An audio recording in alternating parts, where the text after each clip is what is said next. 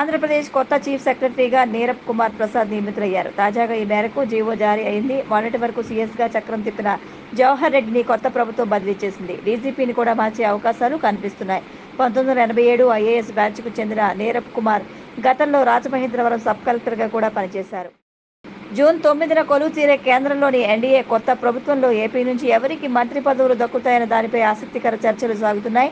NDA భాగస్వామిగా ఉన్న Telugu Desam party కేంద్ర కేబినెట్ కూడా చేరే అవకాశాలు కనిపిస్తున్నాయి. టీడీపీ తరపున కేబినెట్లో ఎవరికి స్థానం లభిస్తుందన్న చర్చ జరుగుతోంది. టీడీపీ నుంచి మొత్తం 16 మంది ఎంపీలు గెలుపొందారు. వీరిలో ఎవరికి స్థానం లభిస్తుందన్న చర్చలు సాగుతున్నాయి. దివంగత మాజీ కేంద్ర మంత్రి ఎర్రన్నాయుడు తనయుడు, బీసీ సామాజిక వర్గానికి చెందిన శ్రీకాకుళం ఎంపీ రామ్మోహన్ నాయుడు పేరు మంత్రి పదవికి ప్రముఖంగా వినిపిస్తోంది. రామ్మోహన్ నాయుడు వరుసగా హ్యాట్రిక్ విజయం సాధించారు. అలాగే జనసేన తరపున మచిలీపట్నం నుంచి మూడోసారి విజయం సాధించిన బాలశౌరి పేరు కూడా గట్టిగా వినిపిస్తోంది. బీజేపీ తరపున ఏపీ నుంచి రాజమహేంద్రవరం ఎంపీ, బీజేపీ రాష్ట్ర అధ్యక్షుడు దగ్గుబాటి పురంధరేశ్వరి, మాజీ రాజ్యసభ సభ్యుడు అనకాపల్లి ఎంపీగా గెలిచిన సీఎం రమేష్ పేర్లు ప్రముఖంగా వినిపిస్తున్నాయి.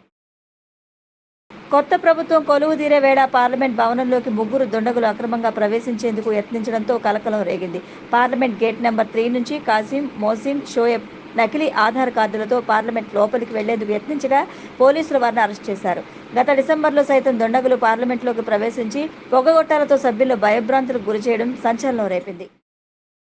83 రోజుల పాటు అమల్లో ఉన్న ఎన్నికల కోడ్ గురువారంతో ముగిసింది. మార్చి 16న కేంద్ర ఎన్నికల కమిషన్ ఎన్నికల షెడ్యూల్ విడుదల చేసిన నాటి నుంచి జూన్ 6వ తేదీ వరకు రాష్ట్ర వ్యాప్తంగా ఎన్నికల కోడ్ అమల్లో ఉంది.